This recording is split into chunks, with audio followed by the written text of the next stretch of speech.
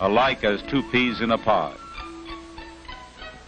Wing banding looks like an enormous task, but government poultry specialists like H.L. Schrader and college poultry scientists like Dr. R. George Japp clapped the metal tags on the 16,000 birds in record time. Each chick received a band with its assigned flock number, and each bird carried the same number for identification purposes throughout the entire contest.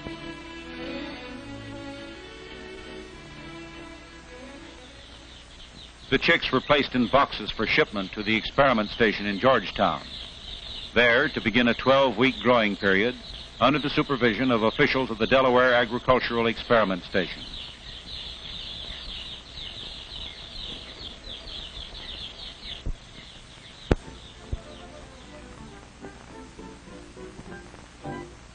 At Georgetown, the flocks were assigned to special pens and were housed in two parallel buildings.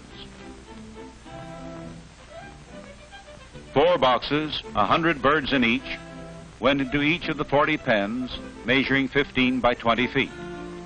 Peanut shells were used for litter, and in each pen, a coal-burning brooder stove provided the necessary warmth.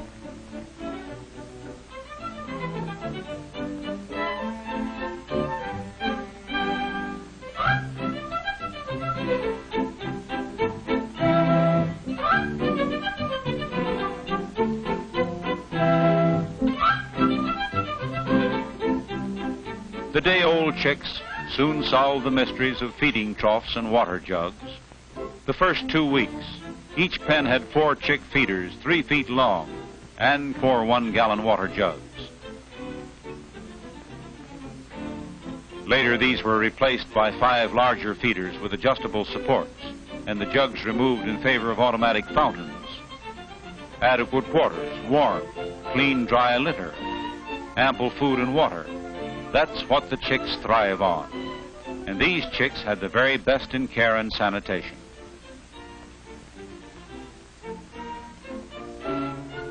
On warm days, the chicks need plenty of ventilation.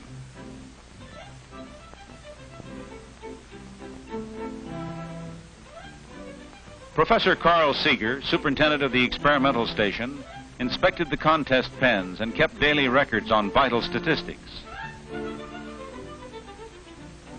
At 6 weeks, the flocks showed rapid growth. Cockerels sprouted combs and feathering was well advanced. The feed was a special mash formula prepared by the American Feed Manufacturers Association. It conformed to usual commercial standards containing a minimum of 20% protein, 3.5% fat, and a maximum of 7% fiber. No whole grain or pellets were used. Feed was kept before the birds at all times. It was weighed and records kept on each flock's consumption. This ranged from a high of 4,479 pounds in one pen to a low of 3,775 pounds. There was no lapse in the attention given to the birds, and at the close of the growing period of 12 weeks and 2 days, the chicks were ready for shipment to the processing plant. Mortality for the entire period was under 7%. Remarkable considering the epidemic of poultry diseases that swept through the 40 flocks. Newcastle coccidiosis, an infectious bronchitis, took the greatest toll. Professor Seeger estimated that Newcastle alone set the birds back 2 weeks. Shenandoah Commercial Hatchery, whose New Hampshires had the best hatchability record, also had the least mortality, losing only 1.5% of the flock.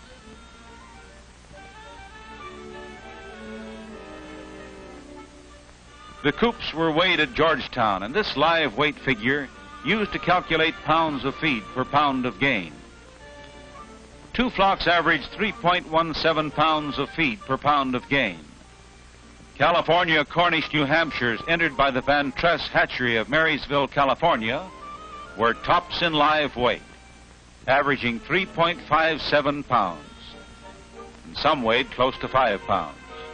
On arrival at the Bird's Eye Snyder plant in Pocomoke City, Maryland, the chickens were placed in feed batteries to be watered and fed for 3 days before dressing.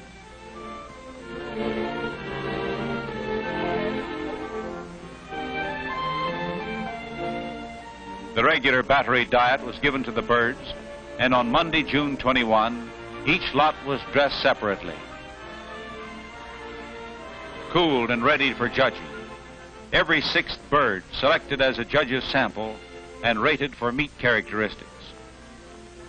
Uniformity of size, pin feathers, skin texture, conformation, and other factors affecting edible meat yield.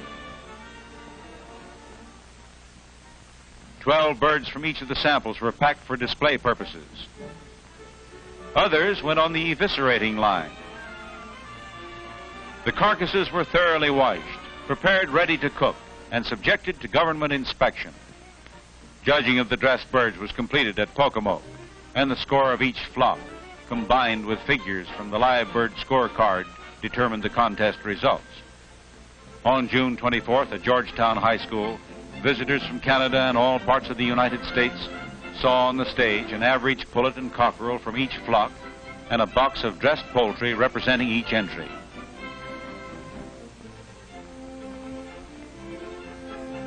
In the prize money, dressed White Rocks representing Mrs. H.W. Linhart of Chillicothe, Missouri, had the best skin texture, the least dark meat, and the best covering of fat. New Hampshires entered by Schenck Hatchery, Harrisonburg, Virginia, showed the best feathering, and White Rocks from the Shalbina Hatchery, Shalbina, Missouri, were tops in uniformity of size. Clyde Cleveland of Blodgett, Oregon, scored first in uniformity of type and color with his New Hampshires. As a supplementary attraction to the program, the Delmarva Chicken of Tomorrow Queen, Nancy McGee of Berlin, Maryland. She and her attendants rode in a mammoth parade in Georgetown, sponsored by the Delmarva broiler industry. Everyone joining in the festival spirit. And who wouldn't? The Van Tress brothers, Charles and Kenneth, had a double reason to celebrate. Their flock, which scored 159 and 87 1/100th points out of a possible 200, was first in both feed efficiency and live weight, tops in economy of production, and second in the dressed bird scorecard. The birds were developed by crossing red Cornish males on straight New Hampshire females. The Chicken of Tomorrow contest has turned the spotlight on meat production, and poultrymen cite the many benefits derived from the 3-year program. In the words of Dewey Termolen, Chief of the Poultry Branch of the U.S. Department of Agriculture, the success of the contest proves conclusively that it is possible to breed chickens with superior meat-type characteristics. He predicted widespread production of superior meat-type chickens within the next few years. The National Committee was so enthused with the results that it requested the A&P to sponsor another 3-year program. The committee has drafted plans for state contests to be held in 1949 and 1950. A series of regional contests also in 1950, and another national contest in 1951. Today, at California, Cornish, New Hampshire leads the field. What will tomorrow's meat-type champion be? The 1951 Chicken of Tomorrow contest will provide the answer. Even today, housewives are enjoying improved meat-type chickens. They sure make wonderful eating. Yes, sir. Make mine chicken. Chicken of Tomorrow, that is.